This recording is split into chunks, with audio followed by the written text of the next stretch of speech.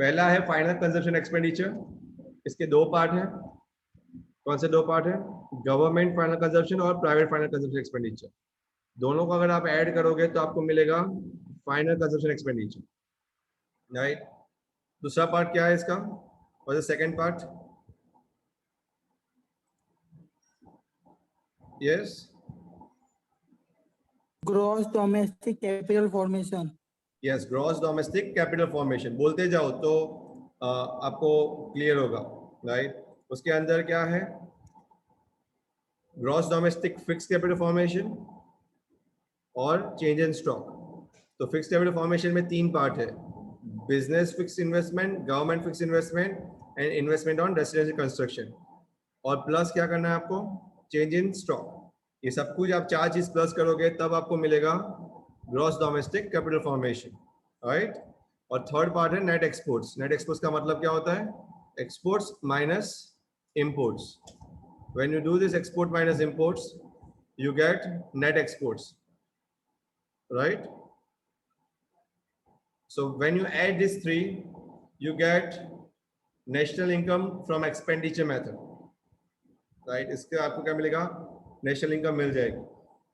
But remember, इससे आपको जो एग्रीगेट मिलेगा वो एग्रीगेट होगा GDP at MP, gross domestic product at market price. ना हमने ओवरऑल तो समझ लिया है इसको, अभी आज हर डिटेल में समझते हैं इसको, राइट, कि ये हर एक कंपोनेंट है क्या। सो फाइनल कंजम्पशन एक्सपेंडिचर में पहला private final consumption expenditure. Now what is this? पूरा समझ लेते हैं, उसके बाद वापस फॉर्मूलाज देखेंगे। To measure the private final consumption expenditure, the volume of final sales and the durable goods, non durable goods, services, ये सब कुछ आप ऐड करोगे, राइट। एंड ये सबकी क्वांटिटी जो है ना वो मल्टीप्लाइड बाय रिटेल प्राइसेस, उसके प्राइसेस से मल्टीप्लाई कर दोगे तो आपको जो मिलेगा वो कंजम्पशन एक्सपेंडिचर जो वो लोग कर रहे हैं, कौन? कंज्यूमर्स, वो आपको पूरा मिल जाएगा। So the direct purchase of the non resident households in the domestic market is not added. याद रखिए, इसमें जो हाउस होल्ड का खर्चा है वो ऐड नहीं होगा। प्राइवेट यानी privately. Items included in the measurement are, कौन सी चीज इंक्लूड होगी? तो बोलते हैं जैसे कि आप मार्केट से कुछ उठाते हो, राइट, एक्सेप्ट हाउसेस, हाउसेस का नहीं, राइट, हाउसेस के अलावा मार्केट से आप अपने कंजम्पशन के लिए उठाते हैं, right. Second, purchase made by resident house holds abroad. अगर रेसिडेंट कोई लोग बाहर रहते हैं, राइट, या फिर बाहर से कुछ खरीदी करके लाते हैं, जैसे कि आईफोन आपने दुबई से लाया, तो वो प्राइवेट फाइनल कंजम्पशन एक्सपेंडिचर में आएगा। Wages and salary received in kind, आपको कैश में नहीं पर जैसे कंपनी आपको घर दे रही है, राइट, रहने के लिए, तो this is called wages and salaries in kind. Market purchase of currently purchase goods, right. Value of production at prevailing market rate, जो मार्केट रेट चल रहा है उसमें जो वैल्यू प्रोडक्शन है main for self consumption, right. ये सब भी प्राइवेट फाइनल कंजम्पशन एक्सपेंडिचर का पार्ट है। And imputed rent of owner occupied houses, owner अपने खुद का घर में खुद ही रहता है, राइट, तो ये भी प्राइवेट फाइनल कंजम्पशन एक्सपेंडिचर का पार्ट होगा। तो ये सब कोई चीज जो मैंने बताई है यहाँ पे 1 2 3 4 5 6, ये सब कुछ प्राइवेट फाइनल कंजम्पशन है, राइट। जो प्राइवेट लोग durable goods, semi durable goods, non durable goods and services का कंजम्पशन करते हैं। क्लियर है ये? इसमें डाउट हो तो पूछिए।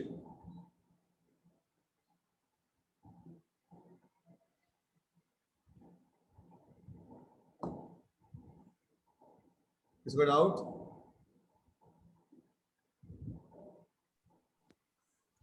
फाइन, नेक्स्ट जाता हूं मैं। आओ जाओ ना आगे।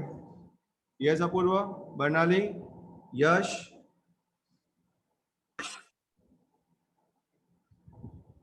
Sir 5th point।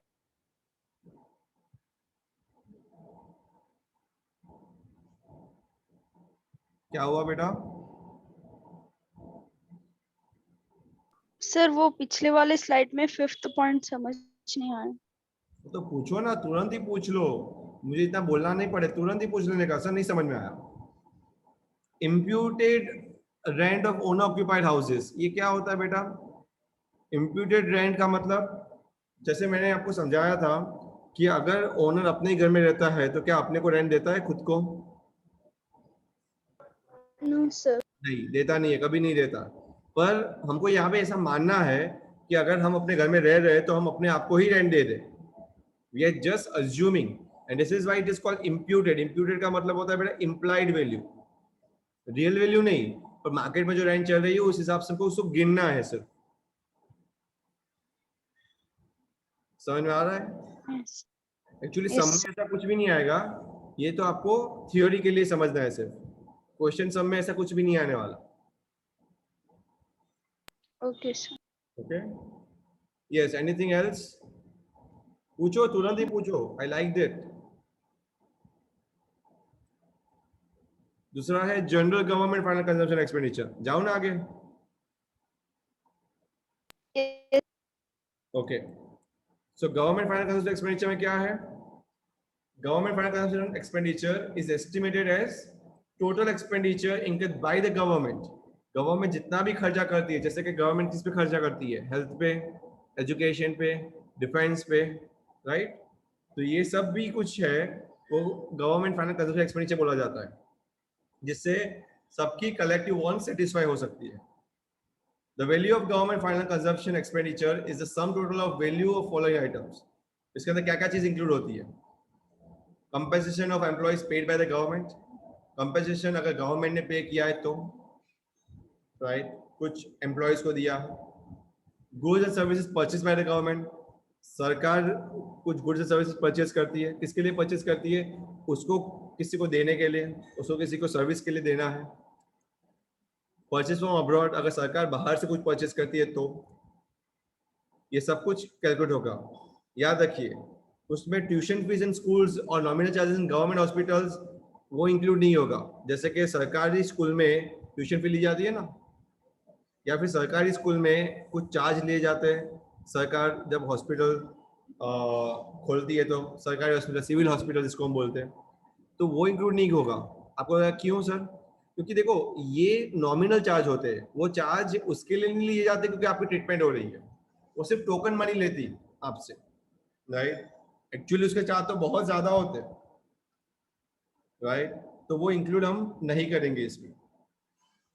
ये तीन चीजों में, ये तीन आइटम जो बोली ना, उसमें वो इंक्लूड नहीं करेंगे। ये है Yes. ओके। दूसरा पार्ट है, ये फर्स्ट हो गया, कंजम्पशन एक्सपेंडिचर से खत्म हो गया। उसमें दो है again, private final and government final consumption expenditure. अभी है gross domestic capital formation. Capital formation का मतलब क्या होता है? इन्वेस्टमेंट। इन्वेस्टमेंट का दूसरा नाम ही है कैपिटल फॉर्मेशन, तो हम उसको ग्रॉस डोमेस्टिक इन्वेस्टमेंट भी बोल सकते हैं। अभी इसमें पहला क्या है? Gross domestic fix investment. इसमें पहली चीज क्या दी है? Fix investment. तो फिक्स इन्वेस्टमेंट किसको बोलते हैं? Let's see. It refers to the expenditure on purchasing fixed assets. अगर आप फिक्स एसेट परचेस करते हैं, लाइक मशीनरी, भाई प्रोड्यूसर जब परचेस करते हैं तो उसको फिक्स खर्चे बोलते हैं, और यहाँ पे फिक्स की बात की गई है, राइट?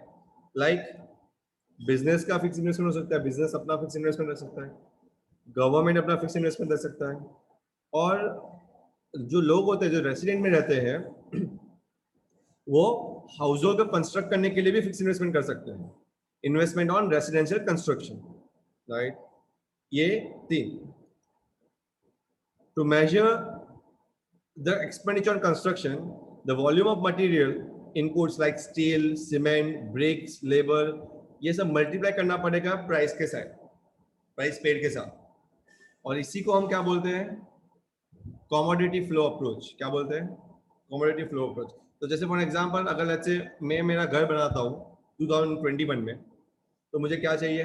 मुझे स्टील की जरूरत पड़ेगी, सीमेंट की जरूरत पड़ेगी, ब्रिक्स, लेबर, ये सब मैं प्राइस इनटू क्वांटिटी करूंगा तो मुझे क्या मिलेगा? अमाउंट मिल जाएगा, राइट? तो ये इन्वेस्टमेंट जो के है वो 2021 में गिना जाएगा कि मैंने अपना घर बनाया। तो this is kind of third part, investment on residential construction of house holds. समझ में आ रहा है ये? Yes. Okay. Expenditure on new construction also includes own account production of fixed asset. अगर आप खुद के फिक्स एसेट बनाते हो तो भी वो इंक्लूड हो जाएगा. Purchase of new houses, अगर आपने नया घर खरीदा है, right, and work in progress, या तो घर बना नहीं है, बन रहा है, या फिर मेजर रिपेयर्स, आपने कोई जैसे आपके रॉ हाउस है 2 माले का और आपने तीसरा माल चढ़वा दिया, 3rd फ्लोर आपने बढ़ा दिया, तो वो भी इंक्लूड होगा. तो इसमें सब कुछ आ जाता है, परचेज किया, बन रहा है, या आपने मेजर रिपेयर करवाया, यानी हाउस को कुछ एनलार्ज कर दिया या तोड़ दिया या कुछ अलग बनवा दिया, तो वो सब कुछ इन्वेस्टमेंट ऑन रेसिडेंशियल कंस्ट्रक्शन का पार्ट बनेगा. राइट, 3 आएंगे फिक्स इन्वेस्टमेंट में: business fix investment, government fix investment and investment on residential construction. तो ये तो हुआ ग्रॉस डोमेस्टिक कैपिटल फॉर्मेशन का पहला part, gross domestic fix capital formation या फिक्स इन्वेस्टमेंट जिसको हम बोलते हैं. उसका दूसरा पार्ट होगा इन्वेंट्री इन्वेस्टमेंट. इन्वेंट्री यानी स्टॉक. इन्वेंट्री यानी क्या होता है? स्टॉक. तो स्टॉक का जो इन्वेस्टमेंट जो करते हैं, काफी लोग क्या करते हैं, स्टॉक बचा के रखते हैं कि कभी ऑर्डर आया तो स्टॉक में से निकाल देंगे, और उसमें अगर पैसा डाल के रखते हैं तो उसको इन्वेंट्री इन्वेस्टमेंट बोलते हैं. क्या बोलते हैं? Inventory investment. फॉर एग्जांपल, आपकी लेट्स से शूज का शोरूम है आपका, और आप नाइकी का और रिबॉक के शूज रख रहे हो, राइट. तो आप क्या करोगे इसके लिए? नाइकी और रिबॉक के शूज के लिए आप थोड़ा नाइकी और रिबॉक के शूज रखोगे, राइट, स्टॉक में रखोगे. क्या पता कल कोई ग्राहक आ गया और आपको उसको बेचना पड़े, right. So this is what we call inventory investment. Now the expenditure on change in stock is measured by multiplying the volume of physical change in stock with market prices. आपको क्या करना है? क्वांटिटी जो है, volume और prices को multiply करना है, Q into P. तो आपको क्या मिलेगा? टोटल एक्सपेंडिचर मिलेगा कि कितने आपने खर्च किया, राइट, इन्वेंट्री पे. The change in stock is estimated by subtracting opening from closing stock. तो उसकी फॉर्मूला क्या है? Closing minus opening, right? This is the formula. Note, याद रखिए, अगर स्टॉक बढ़ जाता है, यानी क्लोजिंग स्टॉक ज्यादा है, लेट्स से क्लोजिंग स्टॉक है 40,000 और ओपनिंग स्टॉक है 20,000, तो उसका मतलब क्या हुआ? आपने ये साल नया बाय किया ना, राइट. क्लोजिंग ज्यादा, ओपनिंग कम है, तो उसका मतलब आपने नया बाय किया होगा. अब बाय करने का मतलब ये होता है कि आप इन्वेस्ट कर रहे हो. पर अगर उल्टा है, increase in stock with consumer are not included, याद रखिए कंज्यूमर का स्टॉक इंक्लूड नहीं होगा इसमें भी. पर अगर आप इसमें उल्टा है, अगर आपका क्लोजिंग 20,000 है और ओपनिंग 40,000 है, तो क्या होगा? यानी आपका स्टार्टिंग में जो स्टॉक था उससे कम हो गया है स्टॉक. यस और नो? इसका मतलब ये नेगेटिव इन्वेस्टमेंट होता है. क्या होता है? Negative investment. समझ में आ रहा है सबको? Yes sir. Yes. Next, the third part is net exports. Net exports क्या होता है? Is a difference between exports and import. वो export और import के बीच का difference होता है, right? During a period of 1 year, एक साल में क्या आपने export किया और क्या import किया, क्या बेचा और क्या लिया. अभी ये पॉजिटिव भी हो सकता है. पॉजिटिव का मतलब क्या? बोलिए बोलिए. एक्सपोर्ट ज्यादा और इंपोर्ट कम. और नेगेटिव भी हो सकता है. नेगेटिव का मतलब क्या? इंपोर्ट ज्यादा और एक्सपोर्ट कम. That is net export is equal to, क्या बोल सकते हैं हम उसको? Export minus imports, right. Exports क्या होते हैं? They are defined as a goods like jute, tea, ये सब हम insurance, shipping, banking, sold by one country to another. एक देश दूसरे देश को अगर देता है, बेचता है, तो उसको हम बोलते हैं एक्सपोर्ट्स. और इंपोर्ट्स क्या होते हैं? They are defined as purchase of the goods and non matter services from rest of the world. बाहर से कुछ खरीदते हैं तो उसको हम इंपोर्ट्स बोलते हैं, राइट. नेट फॉरेन इन्वेस्टमेंट याद रखिए ऑलवेज होता है नेट एक्सपोर्ट्स प्लस NFIA. यानी नेट एक्सपोर्ट्स यानी non service non factor services का एक्सपोर्ट, और NFIA का मतलब फैक्टर सर्विसेज का एक्सपोर्ट। अगर हम ये दोनों को मिला देंगे तो हमको क्या मिलेगा? Net foreign investment. ये सिर्फ याद रखने के लिए है, ये कोई फॉर्मूला में आएगा नहीं, बस सिर्फ आपको याद रखना है नेट फॉरेन इन्वेस्टमेंट क्या होता है, राइट? यानी हम जितना एक्सपोर्ट करते हैं यानी पैसा आता है, राइट, नेट एक्सपोर्ट, और NFIA जो नेट पैसा फैक्टर इनकम से आता है, वो दोनों को अगर हम ऐड करते हैं तो हमको क्या मिलता है? फॉरेन ने कितना हमारे देश में निवेश किया, इन्वेस्ट किया, वो हमको मिलता है। So it is equal to export minus import plus NFIA। उसका मतलब होता है net export plus net factor income from abroad. समझ में आ रहा है? ये आपको तो फॉर्मूला यही याद रखनी है नेट एक्सपोर्ट की, क्या? एक्सपोर्ट माइनस इंपोर्ट्स की। क्लियर है ये? यस बेटा?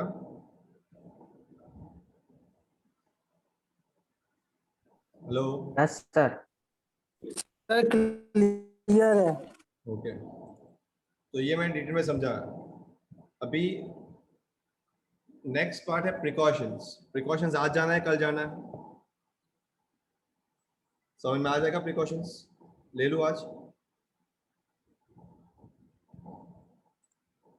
पूछ रहा हूँ फटाफट, आपकी कैपेसिटी कितनी है आप मुझे जानना है बेटा। Can you able to learn that? Sir सम ले लो, कोई प्रिकॉशंस ले लो। ओके, प्रिकॉशंस पढ़ लेते हैं, चलिए। Final expenditure, right? सबसे पहली चीज याद रखिए, एक्सपेंडिचर मेथड में हम ऑलवेज फाइनल एक्सपेंडिचर को इंक्लूड करेंगे, राइट? सिर्फ क्यों? क्योंकि हम बाकी की कोई चीज इंक्लूड नहीं करते। ओके, अगर बाकी का अगर खर्चा इंक्लूड करेंगे तो क्या हो जाएगा? डबल काउंटिंग हो जाएगा। तो अवॉइड डबल काउंटिंग कर दे, हम डबल काउंटिंग अवॉइड करने के लिए सिर्फ फाइनल खर्चे को इंक्लूड करेंगे, इंटरमीडिएट एक्सपेंडिचर को इंक्लूड नहीं करेंगे, right? So final expenditure is expenditure on consumption and investment. तो यही इंक्लूड होगा जो कंजम्पशन के लिए आप खर्चा कर रहे हो और इन्वेस्टमेंट के लिए, उसमें कोई भी इंटरमीडिएट एक्सपेंडिचर इंक्लूड नहीं होगा। Number 1। Number 2, intermediate expenditure include करोगे जैसे मैंने अभी बताया? नहीं। Intermediate expenditure like raw materials etcetera, ये सब कुछ इंक्लूड नहीं होगा। जैसे कि कार बना रहे हो तो कार के पीछे आप बहुत सारा रॉ मटेरियल यूज कर रहे हो, तो वो रॉ मटेरियल्स इंक्लूड नहीं होगा। सिर्फ आप जो फाइनल कार बना रहे हो ना, वही इंक्लूड होगा, right? So intermediate expenditure is not included. Expenditure on second hand goods, आपके पास पुराना घर पड़ा है, पुरानी कार पड़ी है, तो वो सब इंक्लूड नहीं होगा। सो expenditure on second hand goods is not included. क्यों? मैंने जैसे बताया, बिकॉज वो उसी साल में काउंट होगा जिस साल में वो ओरिजिनली परचेज हुआ था, राइट? क्योंकि वो उस साल की इनकम मानी जाएगी, ना कि आप उसको रीसेल कर रहे हो। रीसेल करने में कोई आपने प्रोडक्टिव एक्टिविटी नहीं की है, और अगर आपने कोई प्रोडक्टिव एक्टिविटी नहीं की है तो it is not going to be counted. ठीक है? Next, expenditure on shares and bonds. Shares and bonds होते क्या है? वो फिनेंशियल असेट्स, यानी आप शेयर्स एंड बॉन्ड खरीदते हो तो उसका मतलब उसके सामने आप पैसा देते हो और वो ट्रांसफर करते रहते हैं पूरे दिन। शेयर्स एक कोई खरीदता है, कोई बेचता है, और वो चलता रहता है। पर क्या इस शेयर्स खरीदना बेचना कोई प्रोडक्टिव एक्टिविटी है? मुझे ये बताइए, यस और नो? प्रोडक्टिव एक्टिविटी है कि नहीं है? Come on, yes Apoorva?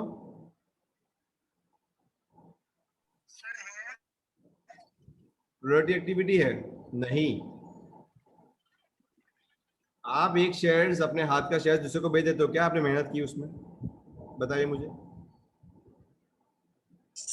No, sir. क्या? आवाज नहीं आ रहा है बराबर। स्पीकर अच्छा कीजिए बेटा, आवाज बहुत। सर मेहनत नहीं की है मैंने। मेहनत नहीं की तो नहीं की, तो यानी वो इंक्लूड होगा नहीं। नहीं। So expenditure on shares and bonds is not included, right? साफ लिखा है, because buying financial asset is not a production activity. मैंने बोला ना, प्रोडक्शन एक्टिविटी वो नहीं होती, राइट। ग्रॉस इन्वेस्टमेंट, अगर आपने कोई मशीन्स में इन्वेस्ट किया, कोई बिल्डिंग में इन्वेस्ट किया, क्या ये काउंट होगा? ग्रॉस इन्वेस्टमेंट इज इंक्लूडेड, याद रखिए। क्यों? क्योंकि आप जब इन्वेस्टमेंट करते हो तो एक्सपेंडिचर करते हो ना, एक्सपेंडिचर दो ही चीज पे होता है, जैसे हमने देखा ना, एक तो कंजप्शन एक्सपेंडिचर और दूसरा इन्वेस्टमेंट। तो इन्वेस्टमेंट का एक्सपेंडिचर, यस, उसको एक्सपेंडिचर मानेंगे हम। So gross investment includes replacement investment and net investment, दोनों ही चीज इसमें इंक्लूड होता है। यानी कोई मशीन को रिप्लेस करवा रहे हो तो उसका इन्वेस्टमेंट, या फिर नेट इन्वेस्टमेंट है तो दोनों ही इंक्लूड होगा। एक्सपेंडिचर ऑन ट्रांसफर पेमेंट्स, जैसे कि आपने किसी को गिफ्ट दिया, राइट, किसी देश में, या किसी देश ने हमको गिफ्ट दिया, सो expenditure transfer payments by government is excluded in total expenditure. Government ने अगर किसी भी को भी डायरेक्ट गिफ्ट दिया या खर्चा किया है तो उसको एक्सक्लूड किया जाएगा, because transfer payment is a payment against which no services are rendered, right. यानी नो प्रोडक्शन टेक्स प्लेस, कोई सर्विसेज रेंडर्ड ही नहीं हो रही है, यानी कोई प्रोडक्शन टेक्स प्लेस ही नहीं हो रहा है। याद रखिए, प्रोडक्टिव नहीं तो इंक्लूड नहीं। Self use of own production produce final products, आप खुद ही का प्रोडक्शन खुद ही यूज कर रहे हो, जैसे आपने खुद ही घर बनाया और उसमें खुद ही रह रहे हो। For example, house owner using house for himself, although उसमें देखो वो कोई खर्चा नहीं कर रहा है अपने आप पे, पर उसका मतलब ये माना जाता है कि इम्प्लिसिटली हम ये मान लेते हैं, जैसे अभी मुझे विस्मय ने पूछा था, राइट, हम ये मान लेंगे कि उसने खुद पे ही खर्चा किया, खुद को ही रेंट दी, राइट विस्मय। Since the house is a producing a service, house क्योंकि आपको सर्विस दे रहा है, उसकी इम्प्यूटेड वैल्यू आपको नेशनल इनकम काउंट करनी पड़ेगी, आपको सिर्फ गिनना पड़ेगा। एक्चुअली रियलिटी में ऐसा कुछ होता नहीं है, पर हमको उसको गिनना पड़ेगा। क्लियर है? Yes. प्रैक्टिकल प्रॉब्लम्स हम कल करेंगे, आज के लिए इतना ही।